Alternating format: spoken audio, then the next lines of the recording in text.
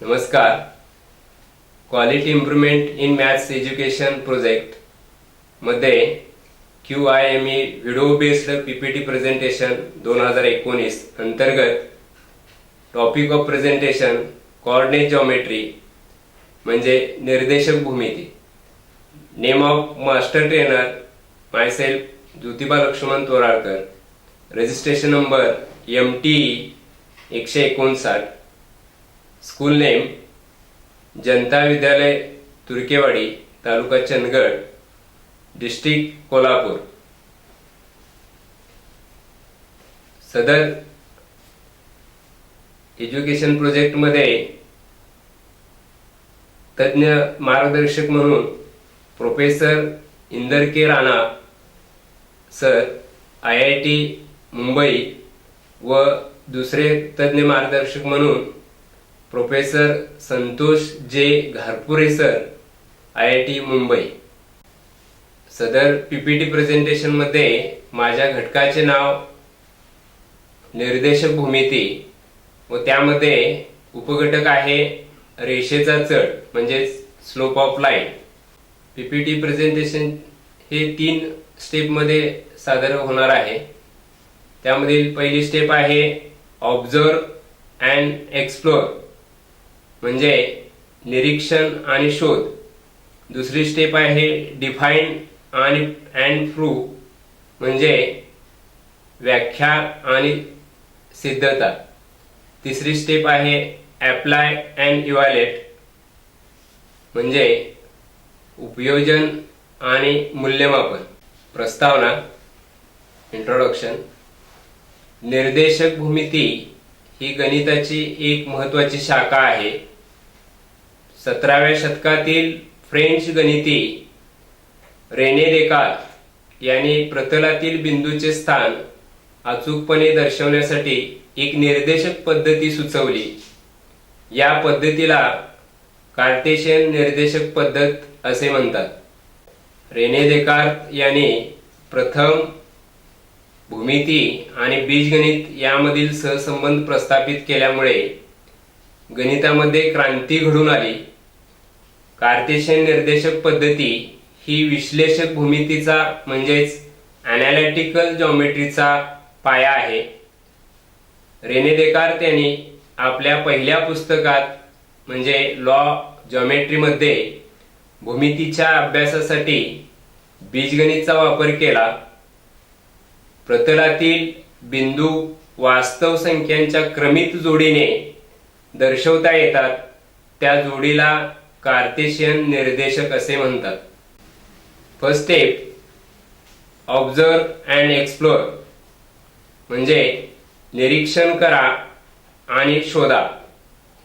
इयत्ता 9वी मध्ये निर्देशक भूमिती या पाठामध्ये विद्यार्थ्यांना कार्टेशियन निर्देशक पद्धतीमध्ये आरंभ बिंदू, अक्ष, चरण, बिंदू स्थापन करणे, बिंदूंचे निर्देशक ओळखणे, अक्षाला समांतर असणाऱ्या रेषांची समीकरणे ओळखणे इत्यादी विषयीचे पूर्वज्ञान आहे.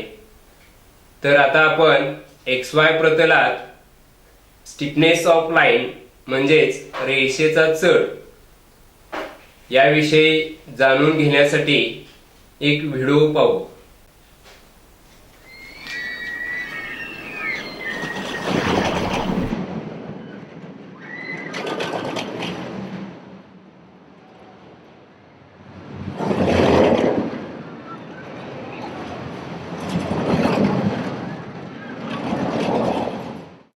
What's up, everybody? Let's go ahead and jump into this introductory lesson on slope.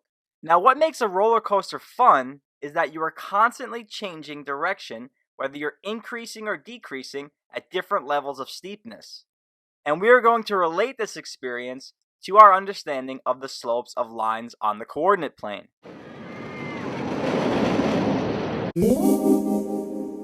So we are going to think of the slope of a line as its direction and its level of steepness. Now, portions of a roller coaster with a low amount of steepness result in a slow and gradual change in elevation. while the sections that are very steep result in a rapid change in elevation.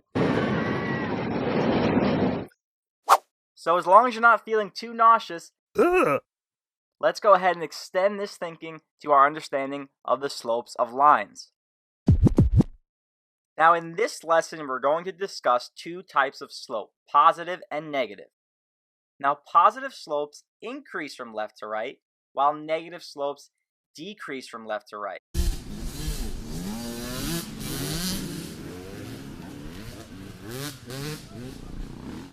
We will also be referring to slope in terms of what we call rise over run. So we have a line with points on the line. Now the rise is going to represent how many units up or down we have to move, and the run is going to be how many units left or right we have to move in order to move from point to point. And it kind of makes this staircase image. Now notice that since this line has a positive slope, our rise was upwards and our run was to the right to move from point to point. However, if our line has a negative slope, that is, it decreases from left to right, when we rise downwards. I know that sounds weird, but we're rising in a downwards direction and then running over to the right to move from point to point. So let's take a few moments to visualize. Hey everyone, thanks for joining us on this very short lesson on the different types of slope, which we are going to look at from a skate park. Now we want to develop the skill of being able to identify a slope just by looking at it. Now a positive slope increases from left to right, while a negative slope decreases from left to right. A zero slope is a flat horizontal line, and an undefined slope is a vertical line. So now let's check out these scenes from a skate park to help reinforce our understanding of what these kinds of slopes look like.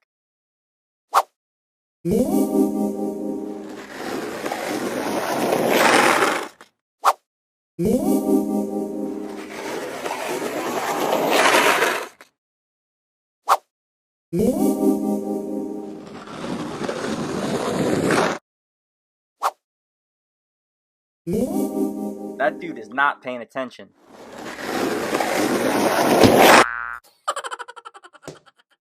विद्यार्थ्यांनी व्हिडिओचे काळजीपूर्वक निरीक्षण केल्यानंतर त्यांच्याकडून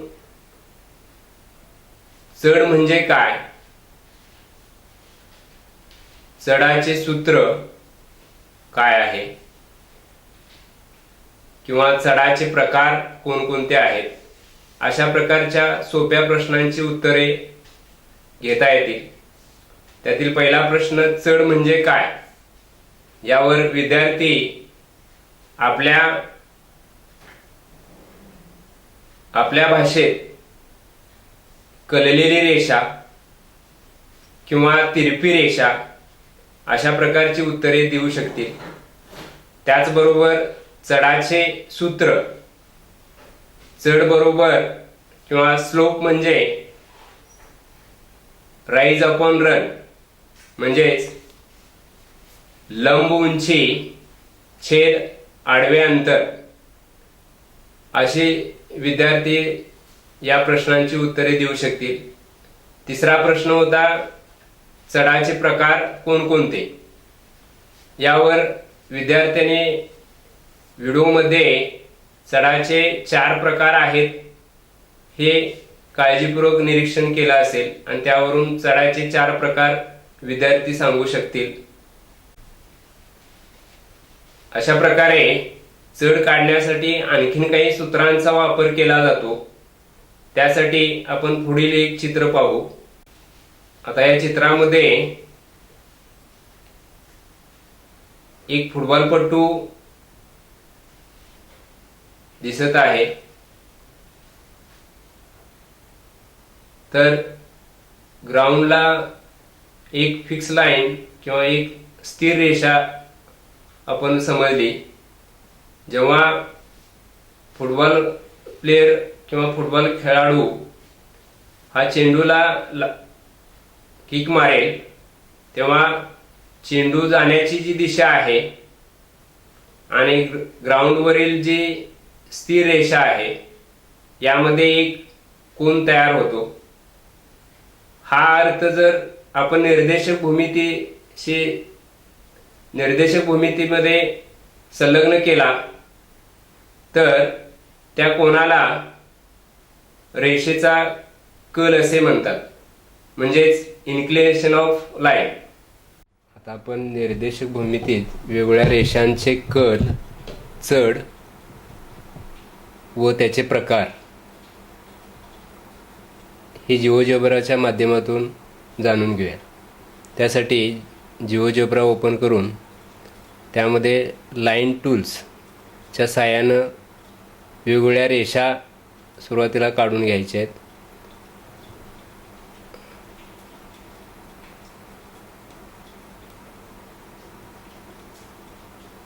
तर आपण इथे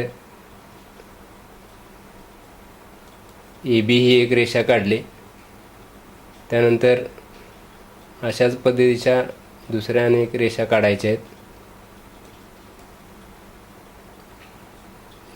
दुसरी रेषा आपण CD काढले. त्याचबरोबर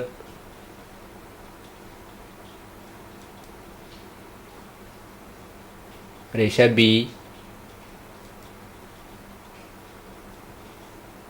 ही Y अक्षाला समांतर व रेषा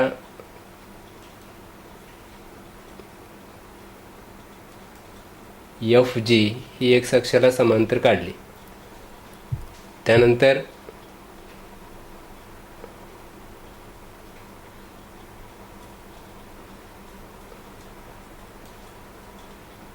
आपण पॉइंट या टूलच्या साहाय्यानं X अक्षावर इथे एक बिंदू घ्यायचा आहे. त्यानंतर अँगल टूल वापरून या रेषेने X अक्षाच्या धनदिशेशी केलेले कोन अँगल टूलच्या माध्यमातून मोजायचे. त्यासाठी बिंदू H, बिंदू A आणि बिंदू B या तिन्ही बिंदूवर क्लिक केल्यानंतर आपल्याला रेषा AB न X अक्षाच्या धनदिशेशी केलेला कोन मिळतो. असंच आपण इतर रेषांचे कल अँगल टूलच्या माध्यमातून काढायचे आहेत. रेषा CDचा कल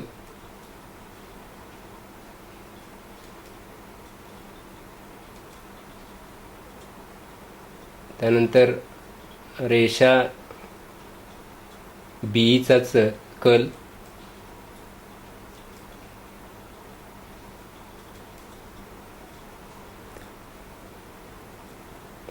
रेषा FGचा कल काढण्यासाठी पुन्हा एक आपल्याला यावरती पॉइंट बिंदू घ्यावा लागेल.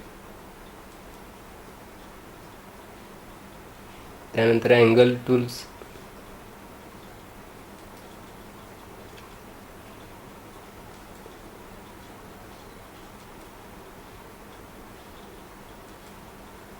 अशा प्रकारे आपल्याला या प्रत्येक रेषेचा कल मिळालेला आहे. यानंतर मूव्ह या टूलचा वापर करून आपण हे कल थोडेसे बाजूला दाखवता येतात.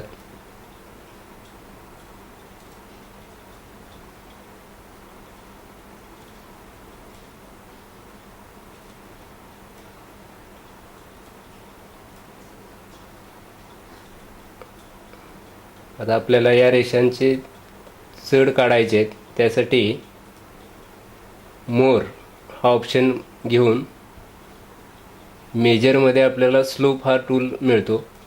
याच्यावर क्लिक करायचा आहे आणि रेषा ABचा चढ काढण्यासाठी इथं E बिंदूवर क्लिक करायचा आहे. रेषा ABचा चढ आपल्याला इथं मिळतो. अशाच पद्धतीनं इतर रेषांचे चढ इथं काढता येतील. रेषा CDचा चढ, रेषा FGचा चढ, रेषा BEचा चढ.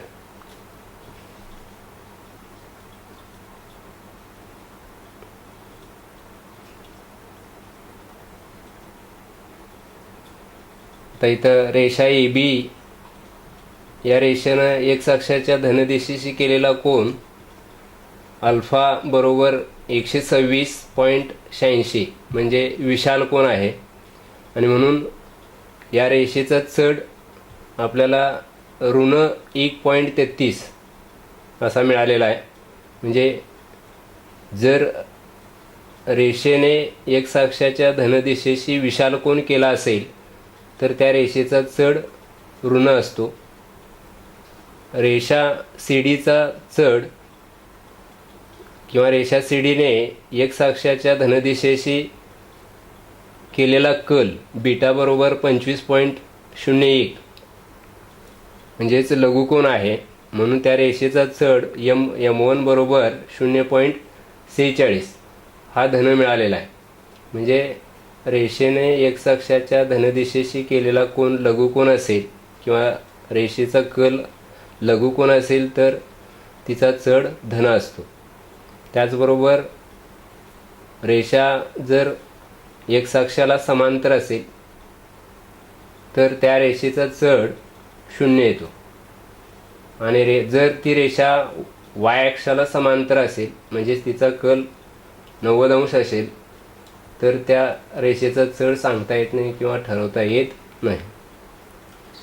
अशा पद्धतीनं जिओजेब्राच्या माध्यमातून आपल्याला रेषेचे कल, चढ आणि चढाचे प्रकार सांगता येतात. Second step, defined and prove म्हणजे व्याख्या व सिद्धता. रेषेचा चढ, स्लोप ऑफ लाईन, आपण पाहिलेल्या व्हिडिओमध्ये रेषेचा चढ या संज्ञेचा अर्थ वेगवेगळ्या प्रकारे स्पष्ट केला आहे. म्हणजेच चढ किंवा स्लोप म्हणजे change in y upon change in x बरोबर delta y upon delta x. किंवा चढ म्हणजे राईज अपॉन रन म्हणजेच लंब उंची छेद आडवे अंतर. आता XY प्रतलातील दोन बिंदू x1 y1 व x2 y2 मधून जाणाऱ्या रेषेचा चढ काढण्यासाठी विद्यार्थ्यांना आपण खालील कृती देता येईल. सदर आलेखामध्ये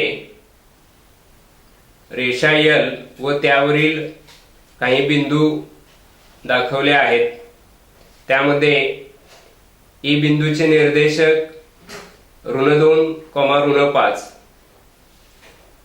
बी बिंदूचे निर्देशक 0, ऋण 2, सी बिंदूचे निर्देशक 2,1, डी बिंदूचे निर्देशक आहेत 4,4 आणि ई बिंदूचे निर्देशक आहेत 6,7.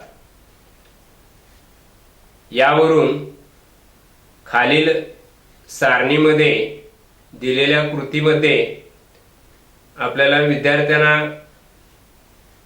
सारणीवरून पहिला बिंदू, दुसरा बिंदू, पहिल्या बिंदूचे निर्देशक, दुसऱ्या बिंदूचे निर्देशक आणि y2 वजा y1 छेद x2 वजा x1 अशा पद्धतीमध्ये ही सारणी विद्यार्थ्यांना पूर्ण करा असं कृती देता येईल. उदाहरणार्थ पहिला बिंदू समजा C, दुसरा बिंदू E आहे. आलेखावरून पहिल्या बिंदूचे म्हणजे C चे निर्देशक x1 y1 म्हणजे 2,1, दुसरा बिंदू E चे निर्देशक म्हणजे x2 y2 6,7 असतील तर y2 वजा y1 छेद x2 वजा x1 हे जे गुणोत्तर आहे ते 7 वजा 1 छेद 6 वजा 2 म्हणजे 6 छेद 4 याचे संक्षिप्त रूप म्हणजे 3 छेद 2. अशा प्रकारे सारणीमध्ये दिलेल्या इतर बिंदूंच्या बाबतीत आपल्याला y2 वजा y1 आणि x2 वजा x1 हे गुणोत्तर काढता येईल. या कृतीवरून असे लक्षात येते की यल रेषेच्या x1 y1 आणि x2 y2 या कोणत्याही दोन बिंदूसाठी y2 y1 छेद x2 x1 हे गुणोत्तर स्थिर आहे। यावरून रेषा यल चे x1 y1 आणि x2 y2 हे कोणतेही दोन बिंदू असतील तर y2 y1 छेद x2 x1 या स्थिर गुणोत्तराला रेषा यल चा चढ असे म्हणतात। साधारणपणे रेषेचा चढ हा यम अक्षराने दर्शवला जातो आणि म्हणून यम बरोबर y2 y1 छेद x2 x1। xy प्रतलात x अक्ष व वेगवेगळ्या रेषांचे चढ या बाबतीत खालील निरीक्षणे लक्षात येतात। एक, x अक्षाचा चढ नेहमी शून्य असतो, कारण x अक्ष आपल्या धन दिशेशी 0 अंशाचा कोन करतो, म्हणजेच x अक्षाचा कल 0 असतो। तसेच x अक्षाला समांतर असणाऱ्या कोणत्याही रेषेचा चढ 0 असतो। नंबर 2, y अक्षाचा चढ ठरवता येत नाही, म्हणजेच अव्याख्येय। तसेच y अक्षाला समांतर असणाऱ्या कोणत्याही रेषेचा चढ ठरवता येत नाही। नंबर 3, समांतर रेषांचे चढ समान असतात। रेषेचा कल म्हणजेच इन्क्लिनेशन ऑफ लाईन आलेखामध्ये आपल्याला रेषा यल वेगवेगळ्या कोनामध्ये दर्शवलेली आहे।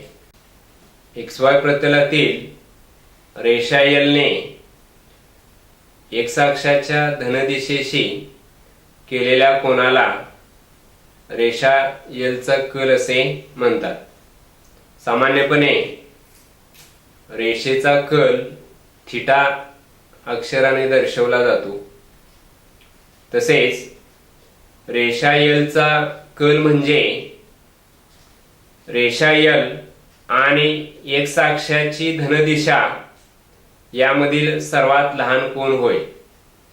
म्हणून रेषेचा कल किंवा थीटाचे माप 0 अंश पेक्षा मोठे किंवा बरोबर आणि 180 अंश पेक्षा लहान किंवा बरोबर असते। XY प्रतलातील अक्ष किंवा इतर रेषांच्या बाबतीत रेषेचा कल यामध्ये आपल्याला खालील गोष्टी लक्षात येतात। नंबर 1, x अक्षाचा कल नेहमी 0 अंश असतो, कारण x अक्ष आपल्या धन दिशेशी 0 अंशाचा कोन करतो। नंबर 2, y अक्षाचा कल नेहमी 90 अंश असतो, कारण y अक्ष x अक्षाच्या धन दिशेशी 90 अंशाचा कोन करतो। नंबर 3, समांतर रेषांचे कल समान असतात, कारण संगत कोन कसोटीनुसार सर्व समांतर रेषा x अक्षाच्या धन दिशेशी संगत कोन करत असल्यामुळे त्यांची मापे समान असतात। यावरून याच्या अगोदर आपण चढ काढण्याचे सूत्र लंब उंची छेद आडवे अंतर असं पाहिले होते।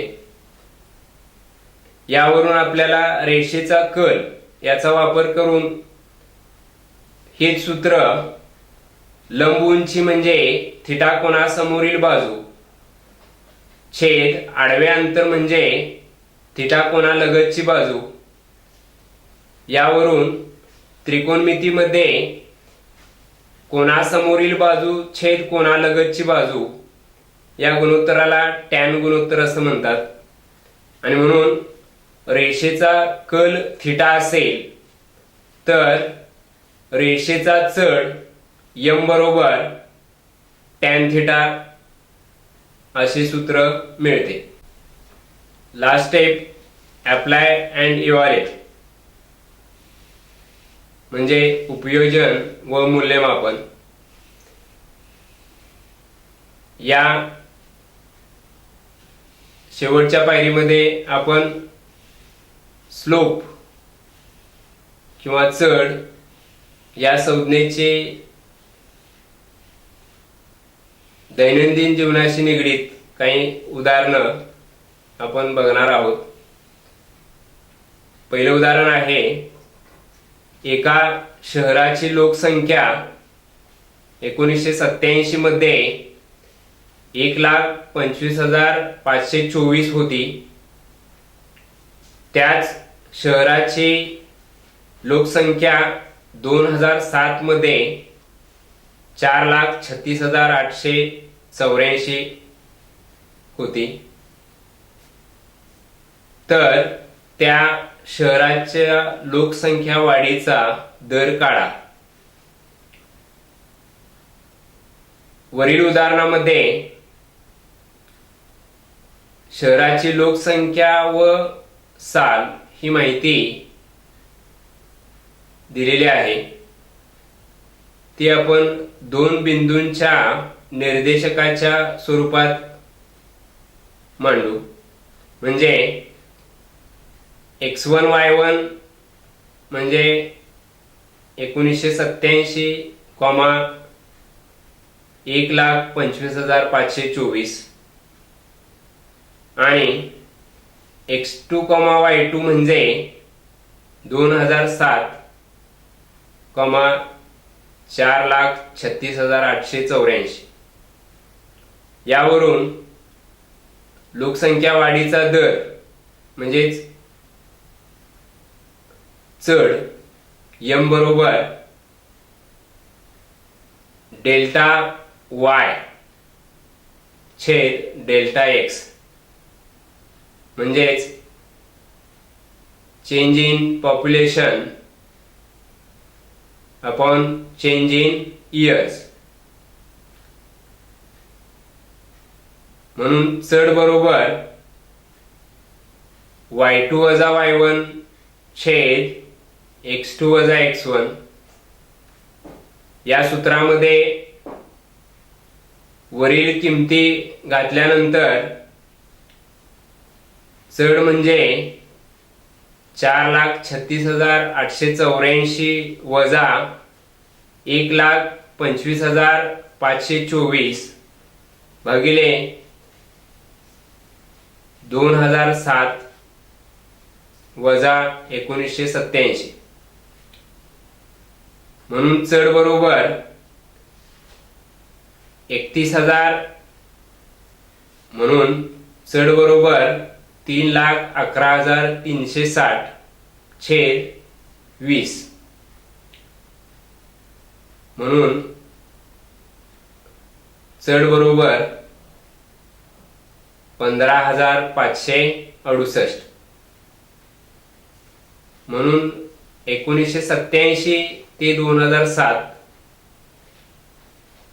मध्ये त्या शहराचा लोकसंख्या वाढीचा दर 15,568 इतका होता. दुसऱ्या शाब्दिक उदाहरणामध्ये 12 मीटर रुंदीच्या रस्त्याच्या दुतर्फा समोरासमोर दोन इमारती आहेत.